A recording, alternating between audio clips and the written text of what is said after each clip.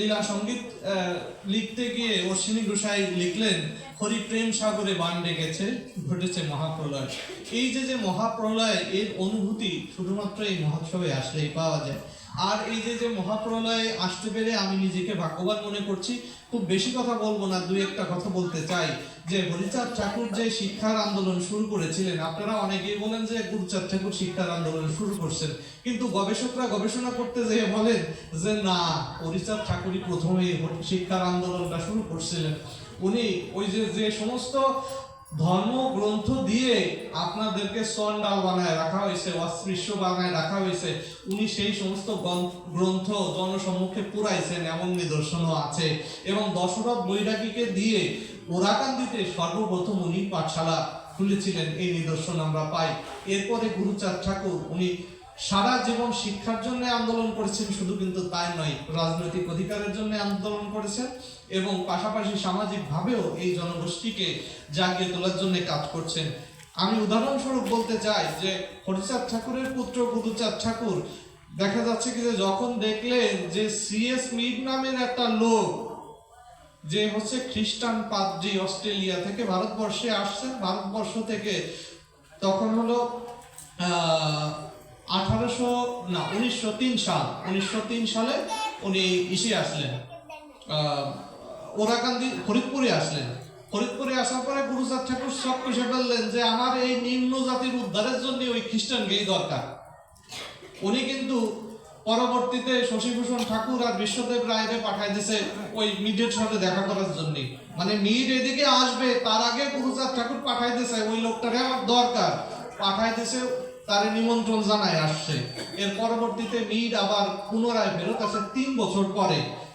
এই 3 বছরের মাঝখানে গুরুচাঁদ ঠাকুর তার সাথে যোগাযোগ করছে। গুরুচাঁদ ঠাকুরের কাছে সে 25 বিঘা জমি চাইছে যে আমি ওরাকান্দিতে মিশন স্থাপন করব এবং তোমার নিম্ন জাতি গোষ্ঠীকে জাগায় তোলার জন্য যত প্রকার কাজ করার আমি সেটা করব, আমাকে 25 বিঘা জায়গা দিতে হবে। ওরাকান্দির পাশে আপনারা দেখবেন যে সেই খ্রিস্টান পাদ্রী সিএস মিডের সেই মিশন কিন্তু এখনো আছে। গুরুচাঁদ ঠাকুর সে সময় প্রায় 25 বিঘা জায়গায় দান করছিল ওই প্রতিষ্ঠানের নামে। এবং পরবর্তীতে যখন মিড 1906 সালে এদেশে আসে, আসার পরে কি হয়, আসার পরে দেখা গেল কি যে গুরুচাঁদ ঠাকুর তার মধ্যে পাঠশালার আন্দোলন তো শুরু করছে মেলা আগে, হাই স্কুল প্রতিষ্ঠা করে ফেলছে 1906 সালে।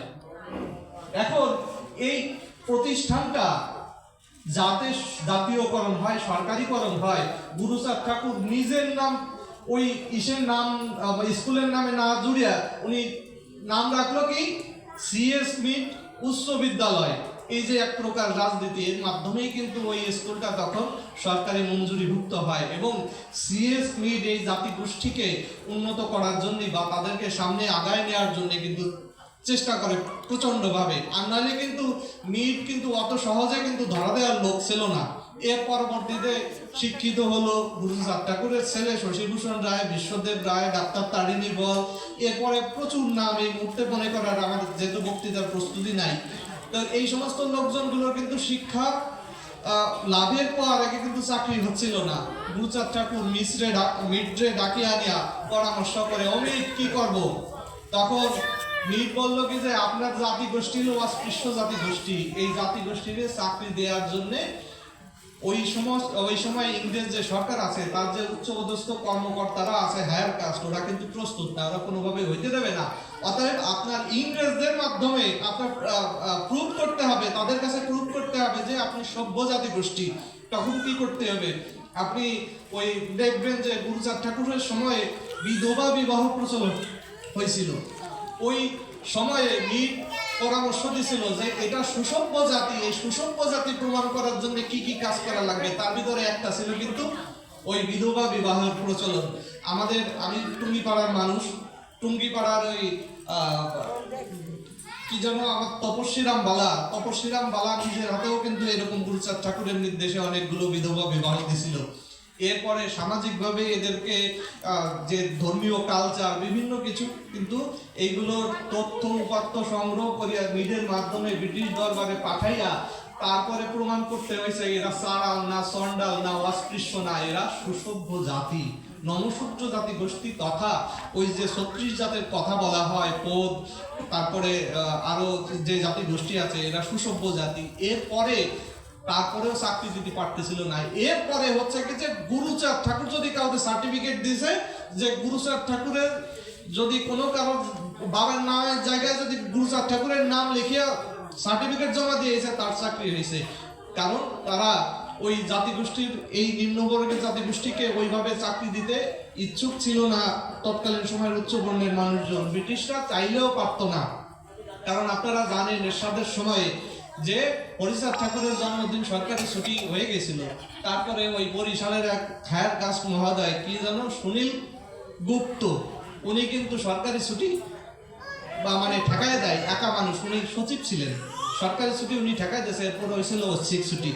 তাই এই হলো পরিস্থিতি। ওইখানে ইংরেজরা দিতে চাইলেও কিন্তু আপনারা চাকরি পাচ্ছিলেন না। তো ইংরেজরা তখন একটা জিনিসই বুঝছিল যে গুরুচাঁদ ঠাকুর ইজ গ্রেট ম্যান, অতএব এদের নামের আগে যদি কারো মানে বাবার নামের জায়গায় গুরুচাঁদ ঠাকুরের নাম থাকে তাহলে ওর চাকরি হয়েছে। এই কোটায় কিন্তু সে সময় ব্যাপকভাবে চাকরি হয়েছে। এর পরবর্তীতে আপনাদের কত সালে 78 সালে খুব সম্ভব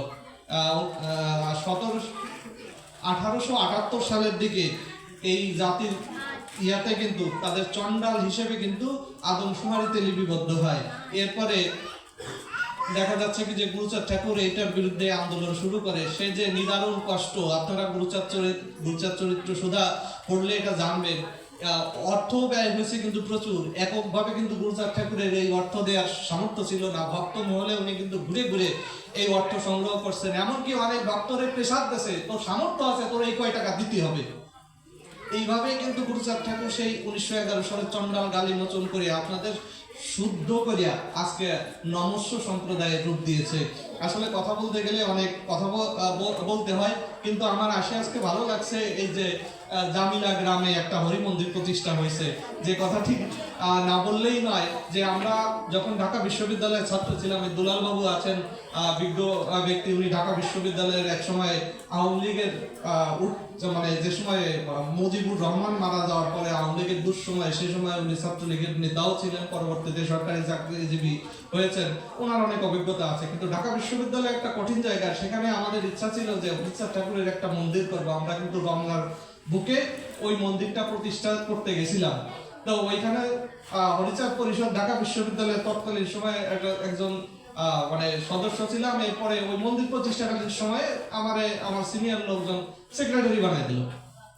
তো ওই মন্দির প্রতিষ্ঠা করতে যেয়ে আমরা যে বাধার সম্মুখীন হয়েছিলাম, ওই সময় আমরা বিভিন্ন মন্দির ভ্রমণ করছি, যেমন ওই